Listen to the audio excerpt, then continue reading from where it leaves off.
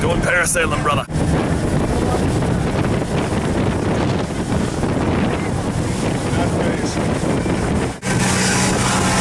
Woo, that was a fun morning.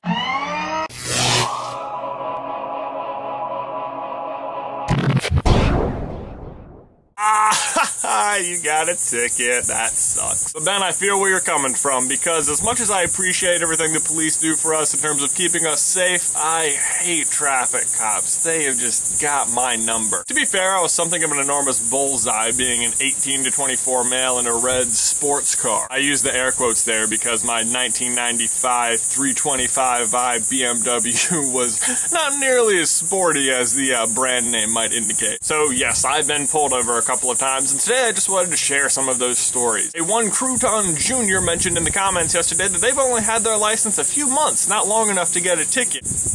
Oh, how I wish this was true, Crouton Jr., but I got my first ticket 4 days into my license. The rule is you can only have one non-family member in the car with you. I had 3 non-family members in the car with me. I got pulled over in the high school parking lot so everyone can see. Everyone freaked out, jolted out in a million different directions, and I got a ticket for going 40 and a 25.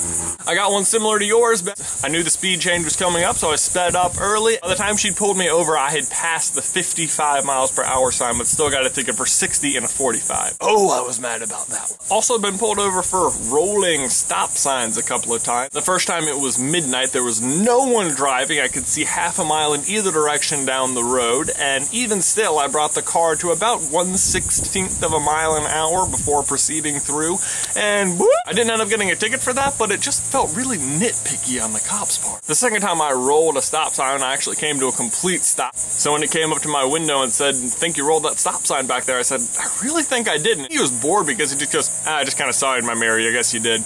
You also have an out headlight though. As I was telling him that I just hadn't gotten to it yet, he walks up to the front of the car with his flashlight, bangs on the headlight, and boom, just comes back on. He goes, "Fixed it." Then the best story I've ever had dealing with cops in my car had to be right after I dropped you off at your girlfriend's house one day. I was driving back on the parkway with 2 of our friends, John and Mike, and there was this really long bridge that we had to drive across, and we decided, hey, let's go check out what's down there. So there's actually like a little trail where you can walk down and see the river and stuff below the bridge, and we went ahead and did that, you know, at 10 o'clock at night. We then started jumping from rock to rock on the river. I don't know why we didn't think we were going to fall into pitch black darkness, but we all did, into the freezing January water, which for some reason really wasn't affecting any of us. I think we just got like really high endorphin rushes, which made everyone really happy and really loud. So we get to the top of the hill, stumbling out of it, being loud as all can be, soaking wet, and cops are at the car. Turns out this little attraction is trespassing after the sun goes down. Of course, we couldn't read the sign because, well, the sun had gone down. They definitely thought we were drunk or high, which we weren't. Just stupid. While they were waiting for us, I decided to run the plates on my car. I think it's important to mention that I had just switched cars. So when the plate results came up, instead of being registered to a red BMW, the plates were registered to a black Jeep owned by John Carlin. Then this was when our dad was still a TV anchor, so it looked like I had stolen the plates of a local celebrity and put them on my car. Of course, I explained to the cop that I was John Carlin's son, and he asked to see my license, which